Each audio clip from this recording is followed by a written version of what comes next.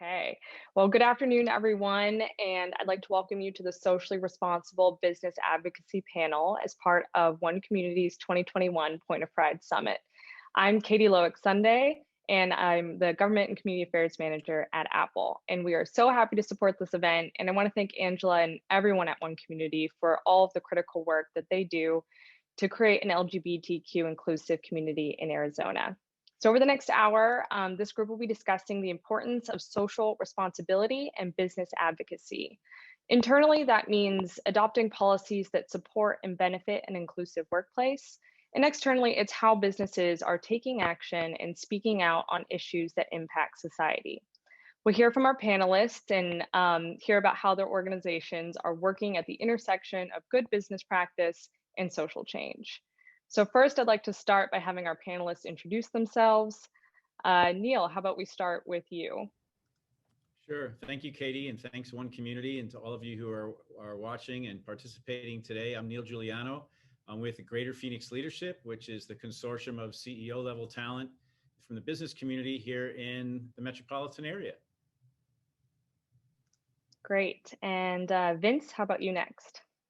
Sure. My name is Vince Kozar. I'm the Chief Operating Officer of what we call our Arena Sports Group here at the Phoenix Suns, which is our smaller properties, which includes the Phoenix Mercury, formerly the Northern Arizona Suns, and also our operating interest in the Arizona Rattlers. Great. And Tyler. Hi, Tyler Conaway. I am a Senior Manager in Enterprise Risk Management at PayPal. I'm also a member of our Global Steering Committee for PayPal Pride, which is our LGBTQ plus employee resource group. I also am the chair of the Chandler Human Relations Commission, and I co-chair the Chandler Chambers Diversity, Equity, and Inclusion Committee. Great. Well, thanks everyone for the introductions. Let's begin the conversation by focusing internally. So creating and sustaining an inclusive workplace is a core tenet of responsible leadership in business. It can help individuals feel supported, and it can inspire employees to take action on issues that they feel are important to them. So for all of you, what do your businesses do internally to promote inclusion in a socially responsible business culture? Maybe Tyler, you could kick us off. Yeah, that's a great question. I think really what your question speaks to is more around strategy. I think a lot of companies began their experiments in employee resource groups, really tentatively engaging with obvious holidays, Pride months. How do we just create some visibility? And what you're speaking to, I think, is really more of a holistic approach where inclusivity comes at the start of an employment relationship. So one of the things we do that I think is really exceptional with inclusivity is, as part of an onboarding experience, our employees are introduced to all the employee resource groups. We show the intersectionality of different groups in business and give employees an opportunity to find and participate in any of the groups that really speak to them. And I think from there, you really just launch into how do you keep employees connected to different activities? It's the same challenge you have with anything, but I think in inclusivity, you're creating visibility and you're creating a sense of being championed, welcomed, that there aren't barriers to you succeeding. And I think you just start by really just introducing your culture of inclusivity at the start of the relationship, and then just continue with activities through ERGs, through your acts. Externally, you demonstrate that not only is that individual included, but you respect other individuals like your employee. You'll stand up for them in society. So I think all those things kind of factor into you demonstrating that you stand by all your employees equally. That's great. Thank you, Tyler. Neil or Vince, anything you want to add to that? I mean, Tyler's answer was great. I think the only thing that I would add for a company like ours, which is so public facing and so fan facing, is that, we try to remember that, and I know we'll talk a little bit about the microphone later, but we have a platform as a professional sports organization, and we're very conscious of the history of social progress that has come on the heels of activism by athletes and activism by sports organizations. So I think the first thing is understanding that when we're publicly taking a position, whether that be related to the value of Black lives, or whether that be related to the Asian American Pacific Islander community, or whether that be in relation to pride or women's equality or anything like that, we're taking that position publicly. And we're also demonstrating to our internal constituencies what we're all about. So we actually, as much as professional sports, these franchises are valued at billions of dollars. We're actually small businesses. We don't have more than 250 full-time employees. So we're actually sort of behind, but working to catch up to where Tyler and PayPal is at in terms of employee resource groups, which we're working through. But then the last thing I would say is we are very intentional with the partners we select and who we align ourselves with. Both the Suns and the Mercury have a badge on each of their jerseys. PayPal is the logo there. And it's not lost on us that we're aligning ourselves with a company that shares our values. It's incredibly important, both externally and internally. That's awesome. Thanks, Vince. Neil, do you have anything you want to add to that question? Well, I think I would just point out, because both Tyler and Vince, of course, have nailed it. But the reality is, in our broader business community, we have folks who are very attuned and very focused on culture and aligning culture with their actions and so forth. And then we have some that are not yet. So our ecosystem is full of both of those. And I think the role that all of us can play is to encourage and support a little bit of challenge when the challenge is necessary, and bring some folks along to have them start to take part in more of the activities that Tyler and Vince are identifying for everyone. I couldn't agree more. And I see we had a question come up in the chat, which Tyler, I think probably is best suited for you, but we have Elena is asking about what you think about ERG leaders being compensated for their work. Absolutely, it's a great question.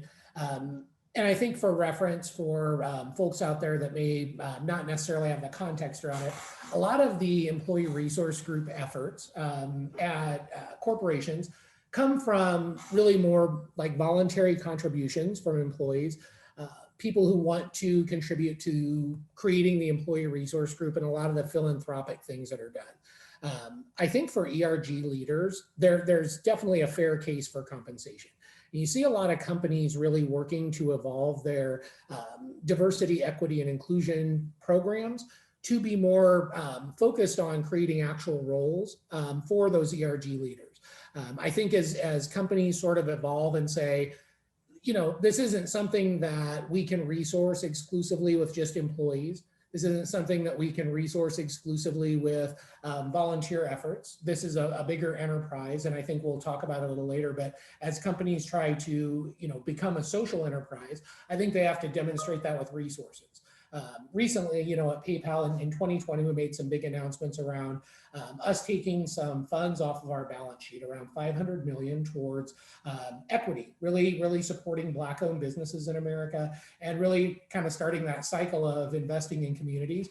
We also earmarked a lot of funds for our actual diversity programs, which included funding for positions, other things that also help like take off some of that resource burden that ERG leaders feel. So I think it's an absolutely fair issue. I do think they should be compensated. And I also think it's really just kind of part of how we evolve that function of diversity, equity, and inclusion in corporate America, which is seemingly to me moving more in the direction of other functions where you have an officer, a role, reporting structure within your boards, and those ultimately roll up to the CEOs and companies. So continue to evolve in that direction, and I think that's really just putting resources into it. That's great. Thanks, Tyler. The one thing I would add is that this work is work. It's not a hobby. Exactly. It's not an aside. And as we all know, budgets indicate values and budget indicate priorities. And so if it's part of your values and it's part of your priorities, then there should be a place for it within whatever structure you may have as an organization to say, this is important and these are the resources we're putting toward advancing these ideas and this work. Thank you. I agree with both of you. And I think that insight will be helpful for any other organizations that are listening in, big or small. I think that that's an excellent point. So let's look at a broader level. We're seeing businesses become more publicly outspoken on community and policy issues. This includes advocacy on issues like voting rights, racial equity, rights for the LGBTQ community, immigration, and more. Have your organizations chosen to speak out on a particular topic recently? So yes, I think one of the things that we've learned over the course of the last year, hopefully we knew it a little before then, but what we've really learned over the course of the last year is that sometimes leading is getting out of the way so that other people can. And we have athletes who have some things to say and have really educated, thoughtful opinions that they've come to hold after a lifetime of whatever experiences they've had. And so in a lot of situations, our responsibility is just to use our platform to amplify what it is they have to say, but to get out of the way and let them lead. I think a really good example is last year in the WNBA bubble. One of the WNBA teams was owned by the Kelly Loeffler, who was running for Senate in the state of Georgia, and her opponent, Reverend Warnock, was polling, I think he was in 4th place, when WNBA players from that Atlanta team and the rest of the 12 teams in the league decided to wear Vote Warnock shirts. And 7 months later, he had not only improved, but he had forced a runoff and he had won a Senate seat, which actually swung the balance of power in the United States Senate. So I think what we're learning is that these players have agency and that their activism can really make a difference. And so that's one example in terms of voting. We also, as an organization, opened the Veterans Memorial Coliseum, the Madhouse on McDowell, as a voting center in partnership with the state of Arizona during the national elections in last November. Not taking a position on who you should vote for, but wanting to make sure everyone, although I guess that has become polarizing, but wanting to make sure everyone had access to and the opportunity to vote. So I think that's one example from the last year. Thank you. Neil or Tyler, anything that you want to add to Vince's comments? Yeah, I think it is important to speak up. My organization, I'm proud to say, did speak up within a couple days of the insurrection in January with regard to the murder of George Floyd and other activities that have risen to that level of concern, right? And so we're seeing nationally and in Arizona, there's clearly the same kind of indication that customers, consumers, employees, community members are actually looking to business leaders as much or more so than they're looking to government leaders for leadership on these issues and on these topics. So when folks say, oh, you business leaders, you need to sort of stay in your lane with regard to what the issue, don't speak out about it. My response has been, our lane is as wide as the Grand Canyon. And our members represent, if you add their employees and the employees' families, over 1 million people who live in this region. So we will speak out when we believe we should speak out on the very vital issues of the day. That does not mean every member agrees with what we say. And that does not mean business in general always agree on all these things. But we believe in openness. We believe in transparency. We want the dialogue to happen. And when appropriate, we will express the views that we believe are important for people to hear and people to know. You're getting some agreement in the chat. A lot of people agree that businesses can be that force for good. Sorry, go ahead, Tyler. I think in speaking to, obviously, amazing points. We saw a tremendous advocacy in the 2020 elections across industry verticals. There was, I think, more participation from business leaders and just individual businesses outside of the traditional role of just contributing to political campaigns. We saw promotional material. We saw a lot of folks taking stakes in the elections. I think outside of speaking up, in elections in general, PayPal has really tried to take the philosophy and in how we speak on public policy is really around protecting the wellness of communities. As any successful organization that speaks to or serves the general public, right? The world is diverse. You have to represent and speak up when communities are at risk. Literally, there's so many opportunities where you can speak on legislation that just doesn't have a purpose. We saw in Arizona a few times where we had, I think it was the Save Girls Sports Act or something along those lines that was targeting trans youth, right? Saying you can't participate. We know just historically, taking a look at the stances we've made, that there's backlash. You will hear back from people that take the opposite position, but protecting communities, especially communities that are vulnerable, is amazing for building that loyal connection to customers. We have created an opportunity, I think, globally for PayPal to be understood as a place where businesses of any size can thrive, and businesses owned by any person can thrive. So in keeping with that, we have to be very vigilant about what public policies take place in the states we operate in, and speak to them, especially when it's going to impact not only our employees, but our customer base. That's just how you interface with a very diverse global world. I think our CEO said it best, is diversity is a fact and inclusion is a choice. And that choice, I think, really starts in how you speak for your employees and how you stand for them again. And It's Katie, really well said, Tyler.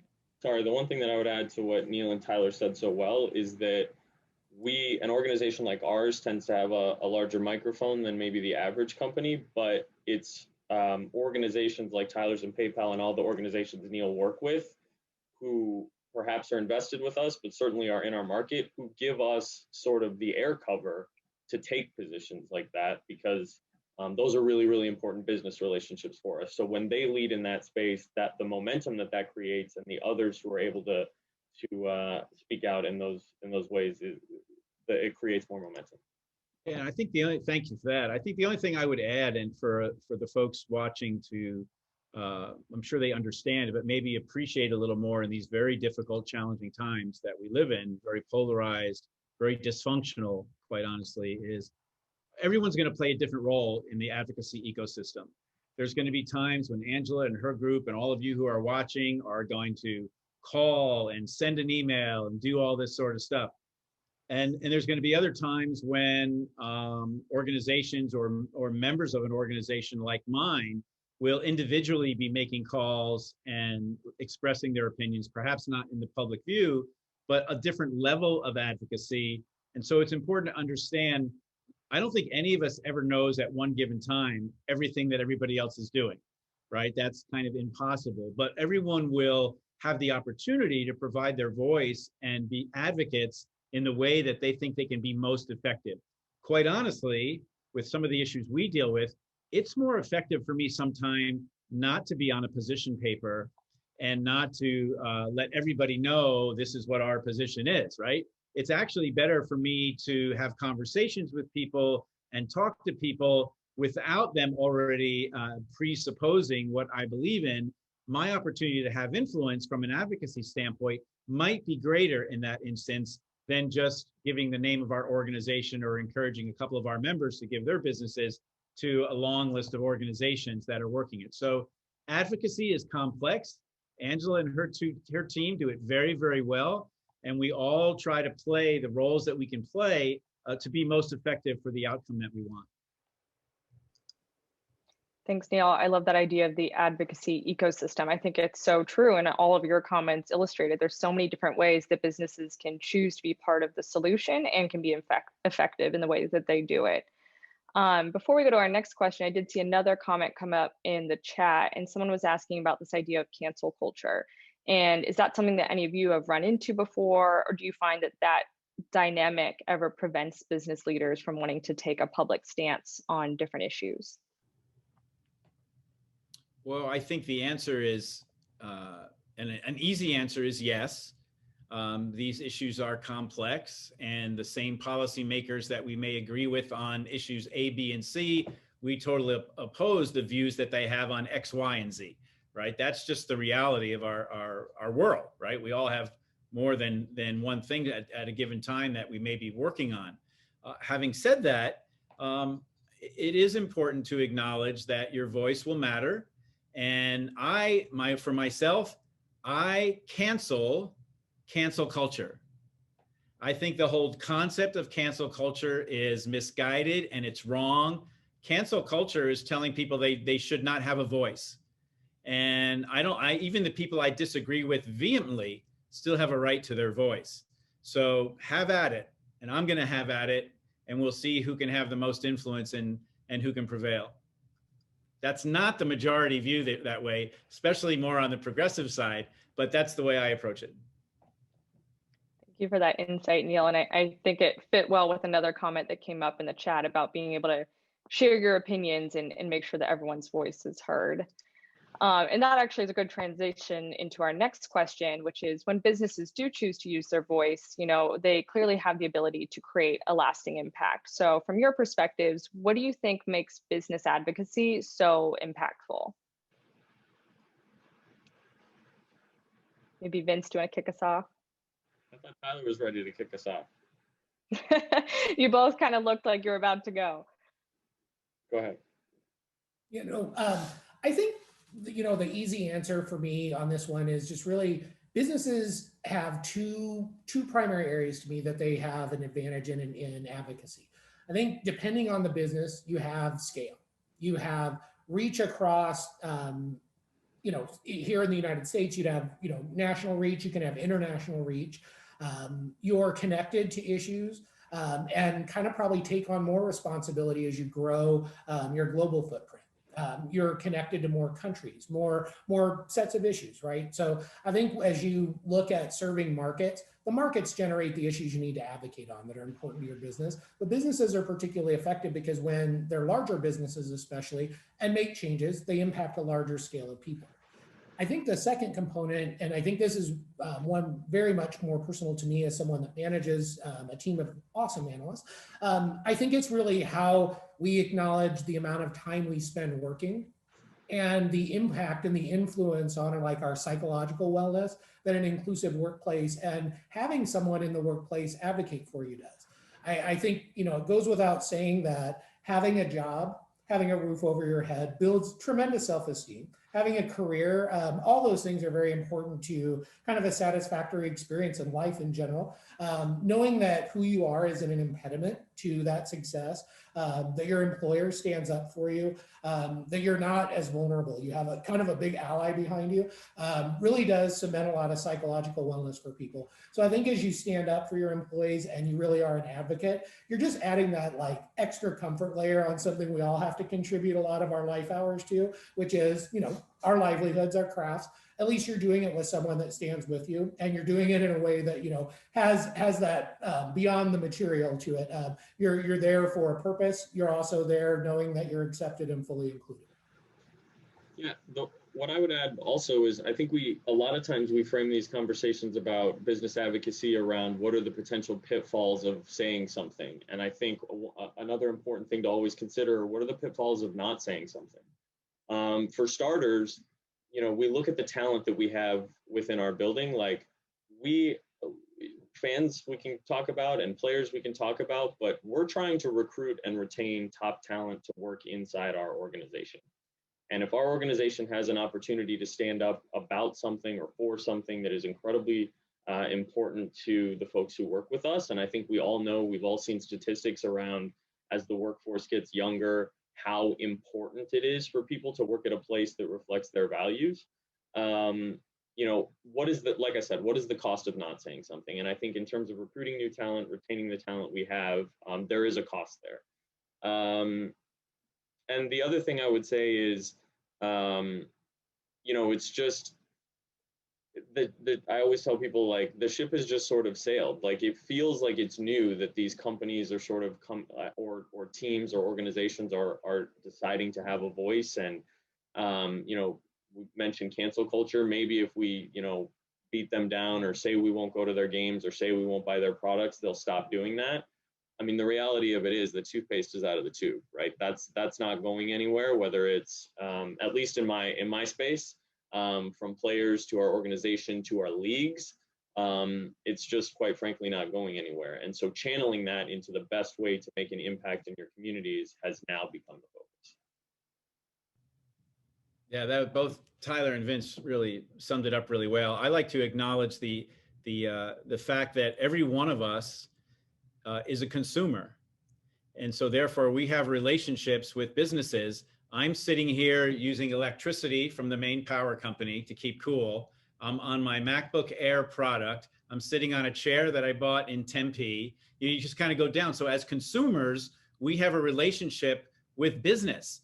And as consumers, we have the opportunity to speak to those businesses and talk to them about what's important to us as consumers. And I'm one of those people. I realize I may be a little out of the norm, but I actually patronize or not the places that support things that I believe in. And I don't think I'm canceling anyone by doing that. I'm doing just the opposite. I'm including and accepting that relationship on a business relationship that's important to me.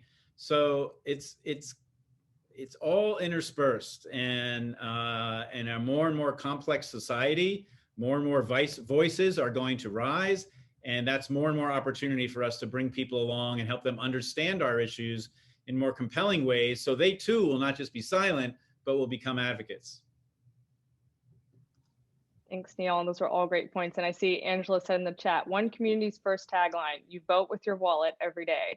And it's so true. I think all of us have more power than maybe we realize because of that relationship that each of us as individual consumers has with businesses.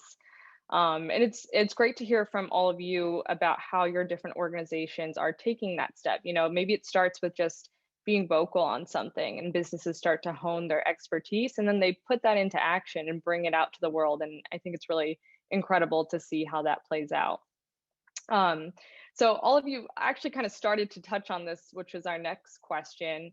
You know, implementing and advancing policies that bring impacts to society are beneficial to us all, but do you all see specific benefits that businesses gain? And this can either be internally, like Tyler and Vince mentioned with recruitment, or it could be, you know, externally from a kind of public point of view, like Neil mentioned.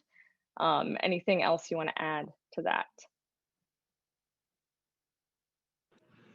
I mean, I think the most direct link for us is you know, we're trying to widen the circle of fans. When the positions that we're taking that can be considered controversial, whatever, our focus is on widening the circle.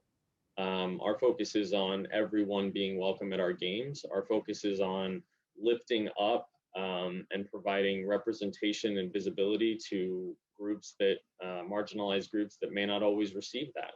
And so what we've always tried to lean into as a brand, especially on the WNBA side, our athletes, our fans, our league itself exists at, we talk about intersectionality, it exists at the intersection of women, mostly women of color, especially Black women, and the LGBT community and its allies. And so, you know, as we lean into those groups, we are saying to those groups, whether you see yourself reflected in other spaces or not, young, old, you are reflected here and you are welcome here. And that's, you know, there's a fairly direct correlation between that and us trying to sell tickets. Neil mentioned, you know, the ecosystem and the folks we support. You know, that's all part of it. And we very much lean into that. We are a mission-based organization with basketball as the vehicle. And we have seen not only an expansion of our fan base when we decided to lean into that, but we've also seen sort of a deepening of the relationship with the existing fans who have come up to me, come up to our players and said, what you did in this instance, what you did for this event, what you did in the wake of this was incredibly meaningful to me. And so adding more relationships, but also sort of deepening the affinity within the relationships that you have, I think is incredibly important. Thanks, Vince. I love that idea of widening your circle. It's so true. It's such an important aspect, whether it's with players or with your business employees or whoever is in your life. I think that's extremely insightful. Neil or Tyler, do either of you have anything to add to that? Tyler? I think the question overall is really fascinating and actually is touching on something Neil mentioned earlier, and it's something around expectations that consumers have, and really around the way residents are starting to look to businesses for more effective leadership and solutions to public issues. I think for me, the biggest takeaway from this question and looking at how the role of larger businesses is being scoped and looked at in society is you have to begin coming to the realization that profit and purpose are not incompatible. you can move forward and have a very successful margin. You can do a successful business and stay core to your purpose. You know, PayPal in 2020 invested $500 million in equity, set aside off our balance sheet and began a series of grants, distributions to small businesses around America. We help participate in a lot of programs offering free financial services for paycheck protection. Really kind of coming into the idea that for a nominal cost to us, offering services for free for a limited period of time during a pandemic and a crisis, really trying to fight like some of the root causes of inequity, the lack of investment in minority businesses. Coming back into that lens, when you take such actions, you're not just doing it for a philanthropic gain. There's actual relationships being built. You're investing in a community on the rise. You're investing on a community in their potential. We all know that American businesses in particular, regardless across demographic slice, are innovative, growth oriented. When you see sectors that have been, undervalued, not invested in, and communities that haven't been invested in, that's just potential waiting to happen. And again, profit and purpose don't have to be incompatible. You don't have to approach everything with just either a purely profit lens or a purely philanthropic lens. And as businesses become even more integrated into sort of like solving problems and not just sort of being the driver of some of the problems, you're going to continue to see this where businesses look to be more social in that lens of profit and purpose not being incompatible. Yeah, I completely agree. And, I see that all the time in my work too. And it's a great feeling when you know that it's so ingrained in your company's culture. And I think it keeps your employees around, it keeps people coming to, use your business, your service. And I agree with that completely. So that was really great. And Neil, you're in an interesting position because you work with so many different businesses and CEOs and organizations. So I'm sure you see a lot of different perspectives. So from these different kinds of organizations that you work with, how are they approaching this in terms of what do they see as the gain for taking more socially responsible actions with their companies?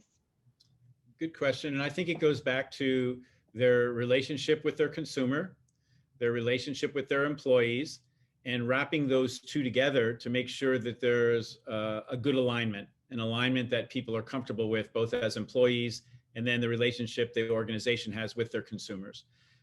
And I do see that I have the largest employers in Arizona are members of my organization, and some smaller organizations that are also doing really incredible things. But there's a continuum of engagement based upon the capacity of the organization and based upon the relationship that they have with the broader community. Some are extremely visible and extremely supportive, and others are very, very supportive, but not very visible at all, right? So everybody's going to find what works for them. But we're finding more and more, like I said earlier, people are expecting business leaders to speak out. What gives me hope is that we hear from younger people more and more that it's not just okay for them to speak out, but they're expecting them to speak out. They want to know, and they are self-selecting their relationship with businesses based upon their willingness to speak out on behalf of things that are important to them, right?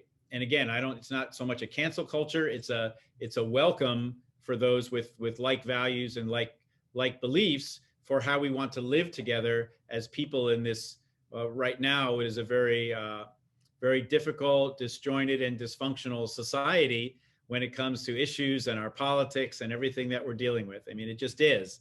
And so people are looking for a greater connection rather than just, oh, I like that, so I'm going to buy it, or I saw this or whatever, right? I think the expectation has been raised for business to be transparent and be open and state what they believe to be true, and then back it up. Definitely. I agree. And as a millennial, I'll speak for others in my generation. I do think that tends to be the case. I think now it's just taken as standard that diversity of people and perspectives is crucial for innovation. And I like what Tyler said earlier. It's a fact, and you can choose to be inclusive. And I think everyone benefits from taking that action. So Vince, sorry, it looked like you were going to add something. I'm always going to add something. No, I would just add that exactly to your point, there are so many layers to it in terms of what being socially responsible means, and I think part of it is exactly what Neil was just talking about. Part of it is exactly what Tyler was talking about in terms of investing $500 million into communities. But I would also say that I mean, PayPal CEO Dan Schulman is a personal hero of mine. But one of the things, one of the things Dan has done, and Tyler, don't let me misquote this, but that doesn't require a press release, that isn't this huge outlay of cash, is he made sure when he took over that his board was balanced in terms of male and female. He made sure that men and women within his organization who were doing the same things and had the same experience were making the same amount of money. And things like that speak to being socially responsible. It speaks to, as we talked about, the kind of place people want to work, but it also speaks to just this concept of think globally but act locally, right? What can you do within your organization to set that kind of precedent for those people? So I think that's incredibly important. And then, I also think, look, in terms of sports, like we said, there are athletes who have these experiences and who aren't going anywhere, and they're going to continue to talk about it. And last August, I believe, athletes decided that sports weren't going to be played on one particular day in the wake of a police shooting in Kenosha, Wisconsin. And when they realized that they had that kind of agency, it wasn't just, okay, the world needs to stop because of us. It was so they could have conversations, not just with fans, but with the owners of their organizations to say, okay, we're out on this limb and we need you to join us. And we need you to tell us exactly what you're going to do within your spheres of influence, not just with money, but also with money, to be out here with us. And so the exercise of that kind of power by players is inspiring to a lot of people, and it's certainly not going anywhere. So I think I sort of look forward to that next generation of athlete, like you talked about millennials, of athletes that just see that as part of being an athlete because of the platforms that they have and the people for whom they are speaking who don't have the same size microphone and platform that they do. Thanks, Vince. And that actually fits well with a comment I see that we got in the chat.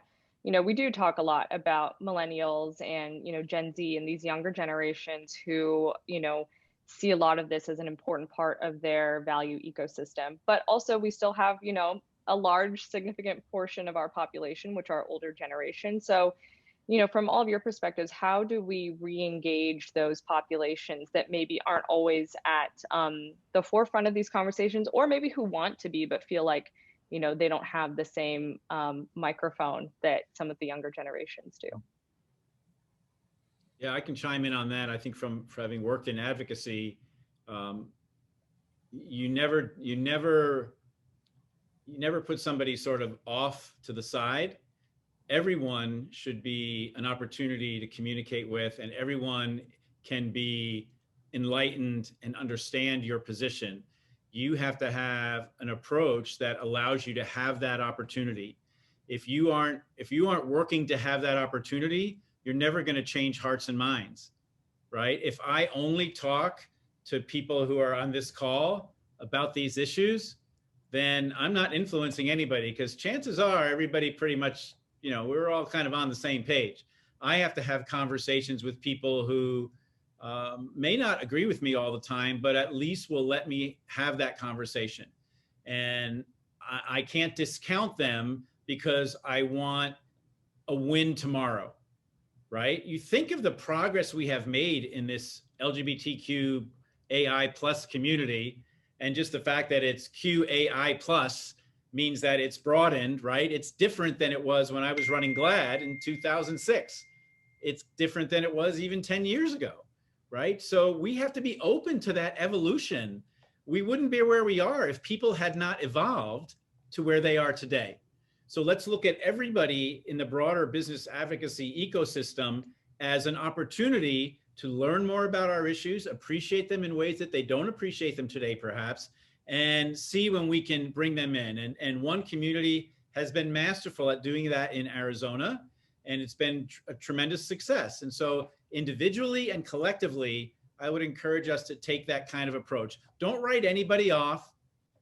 And I know there are people we want to write off, and we can send different people to talk to those people if we're not fully comfortable, but we can't write anyone off. I know some folks who were pretty negative and not allies of our community not long ago, who are now some of our tremendous voices and tremendous supporters. And had we written them off, we wouldn't have the opportunity today that we have with those allies. So that's tough, but it's important work. Really well said, Neil. And I like Angela added, we'll have a cup of coffee with anyone.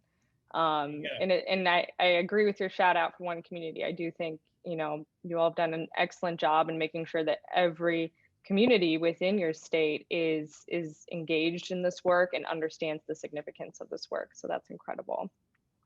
So I think that's actually a really good segue into our next question, which is now, you know, thinking about the future. Do you think this concept of social responsibility is a temporary phase, or do you think it speaks to the evolving nature of business's role in society? And on top of that, do you think that it's a good thing? I see you nodding, Neil. Do you want to start? Well, I gave a talk on this the other day, so I don't want to dominate the conversation here. The answer is unknown. I think we're in a period that, and we're just sort of getting into the period where there's a reset taking place, politically, economically. I almost like to think we may be at the beginning of another sort of gilded age within our American society here. The disparity in wealth, the growing pressures on institutions, the level of, and this is a small c for corruption, and I don't mean that's the sense of what we think of as corruption, but just our institutions being corrupted by things that are going on in society and not enough challenge to all that. I just think all these things combined are going to make for a very challenging next decade or so in the broader ecosystem for the issues that we really care about. And it's going to be important for us to kind of go up on the balcony and watch a little bit what's taking place to be able to get on the stage in a more effective way moving forward. But I do have hope. And I have hope because of the young people and because of people who are engaging in new ways like they never have before. And all of that gives me great hope. I'm glad to hear it. Vince, Tyler, anything to add about where you think the future of social responsibility is? Well, I mean, I kind of agree. I think where we're at a pivot point right now, there's a lot of variables that determine how engaged the business community is going to be in social issues on a longer term basis. But I do think you've seen a core commitment in some sectors because it matches their I think not only their business model, but just where they see their imprint in the world and what they want to be known for. I see it in my sector in technology. A little more prevalently, I think, in other sectors, it's been around longer. So I see the longevity prospects a lot more there. And I think in technology, we're always recognizing, you know, that from the start, LGBTQIA people were early adopters of technology. They've been a core business group, core consumer group, core member of our businesses for decades. I think when you kind of just take a step back and say, where are the businesses at? It's really going to be their culture that drives how much they engage. So to the extent you have some businesses that I think have a younger base of employees, they're certainly every business that wants to stay in business and continue operating 100 years from now incorporates new generations. We don't live forever, so we need to have that continuity. And I think in that, you're going to see the importation of values of each generation. And I can say safely, just in looking at tons of generational studies as we do, the Gen Z, I want to say, has really demonstrated an affinity for activism sometimes in the absence even of direct generational alignment or cause. You see a lot of other generations had big events happening to align them, right? You had, in boomers and early Gen Xers, you had the Vietnam War, you had a lot of social change and activism. You saw Gen Z just really being like active and looking at just that step back examination of society, saying, I don't really like this. I'm going to start questioning things like, is capitalism equitable? Does this economy have a chance for me to be included? I hear my older brothers and sisters in the millennial generation telling me how awful this debt load is, and I have a lot of financial insecurities. So you saw, I think, really early with them just saying, like, the culmination of probably from Gen X on, questioning the cracks in the system and looking at the way in which the economy serves us. And Gen Z has just really been active from the get-go. So I'm pretty hopeful that as they grow and ascend their careers, that influence is going to go upward, and it will sustain. I certainly hope it does. I mean, I think these guys captured it. The one thing I would add is I would sort of all of the three of us, I think I would be the most sure that it's not going anywhere, because I think if I've learned anything over the course of the last 5 years or so, it's that whether it was my education growing up or just, where I was at in the world, there were a lot of things that I just sort of assumed were finished business. Like, racism is wholly unacceptable, so we're good there. Racism mostly just impacts Black people, so we're good there. Asian Americans and those folks are good there. The Supreme Court said gays can marry, so we're good there. And so what I've realized over the course of the last 12, 18, 24 months is there's a lot of ways where these are continuing fights. There is no finish line related to these things. And there were a lot of ways we can say, well, now we have a woman who's the vice president of the United States. So to a large degree, the glass ceiling is broken. But we all know organizations where the senior level leadership and their executive teams, 9 out of 10 of them are white men. And so what I think we're starting to realize is that, and I'm not saying that's inherently bad, I'm just saying a lack of diversity is an issue, right? And so I think what we're realizing is that related to so many of these issues, and I'm sure 10 issues that I'm not even thinking about, there is no finish line.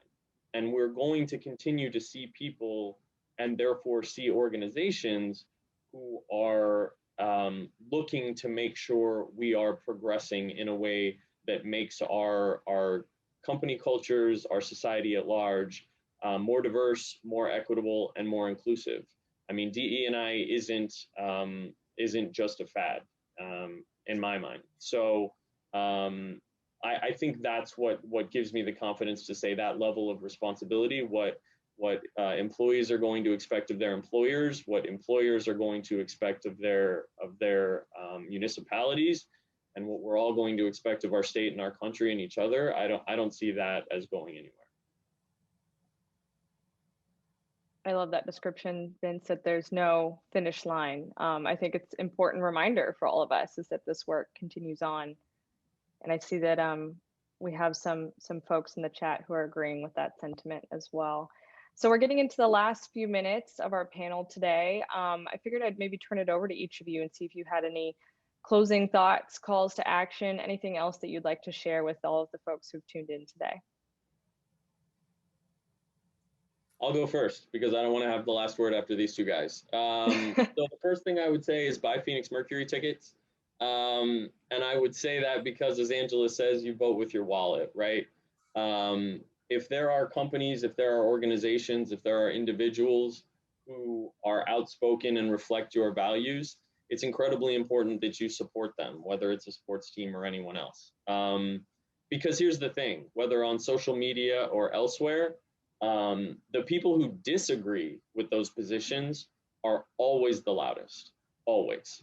And so it's easy for companies or individuals to feel like maybe we're too far out on this limb, when in actuality, so many of the folks who agree with them just agree with them passively. Like, yep, that's good. I'm good. I have no issue with that. But you don't hear them as loudly as the folks on the other side. So I say it in jest, but I mean it. Buy Mercury tickets. And thank you, Angela, for putting the link in the chat. Awesome. Thanks, Vince. Tyler? Sure. I would just say for everyone that's a business leader, really take an opportunity to see where you stand and where your company stands. Take an opportunity to get involved in simple, nonpartisan advocacy. Angela and One Community have done such a tremendous amount of work in creating educational material, creating opportunities for anyone to participate in. Just make your voice heard. I think too many of us have opinions, too many of us who are gay, who are trans, who are intersex, who are all members of LGBTQI community, who are leaders in the community. We're speaking out, we're trying to be visible, be seen. We do that part, right? But I think it's for other business leaders where we haven't heard from you. If your company has been reserved about taking stances, take a moment to challenge that. Take a moment to have the conversations inside your company and have your company be part of this conversation. You know, it's really not as daunting as you think to get involved in social advocacy as a business, and just taking stances on what I think are just really low-hanging fruit issues, especially things like the state of equality in Arizona for LGBTQIA people. Just getting involved and speaking up, I think is the hugest thing I can ask you to take away, and just really ask yourselves, what is the stance we're going to be passionate about? What can I have? And at least have the conversation internally. You're a valued employee in that organization. You are a leader. They put you in that role for a reason. So speak up and find the issue that you're going to be passionate about. Well said. Thanks, As Tyler. much what Vince and Tyler has said, I will only say thank you to those of you who are participating in this today, who are allies. We would not be where we are without you. Thank you to the corporate community who has led the way for diversity and inclusion in this country for 25 years. Even before many communities, cities, and towns were adopting policies of inclusion, businesses and corporate America was leading the way with those policies, and then educating a whole community of employees, millions of employees, with regard to why those policies were important for their workforce. So thank you to the members of the LGBT community, LGBTQAI plus community as well. It's your visibility. I used to say when I was at GLAAD, your visibility doesn't make a bit of difference. It makes all the difference. And those of you who are living out and living open and living proudly are influencing people around you without you even knowing you're having that influence. And that's really an important component of advocacy, being able to point to and show the visibility that our community has. So big thanks to all the allies, big thanks to everyone in the community, to One Community, and hope everybody has a good summer and gets through it okay here in the Arizona heat. Thanks, Neil. And I saw Angela also add in the chat, if you're looking for another action you can take, it only takes 1 minute to sign the Unity Pledge at openaz.com. Well, I definitely know that I'm really optimistic after hearing all of your comments today, and I can see there's a lot of similar comments in the chat, so I think everyone agrees. You know, some of the topics that we've discussed today are complicated systemic issues, so it's going to take all of us, whether you're public, private, business, institution, an individual, or a community group. I think it's going to take all of us, you know, working together to create that better future that we've talked about today. So thank you to our panelists. Thank you to everyone who tuned in to listen virtually. I'm sorry we couldn't all be together, but it was great to do this virtually. And I'm so glad we were able to have this conversation. I think it does truly show how interconnected we all are, whether it's addressing inequality, climate change, the pandemic, any of the large issues of our time. I think we can do it if we work together. So thank you. Let's carry this forward and continue on. And I hope you all have a great rest of your days.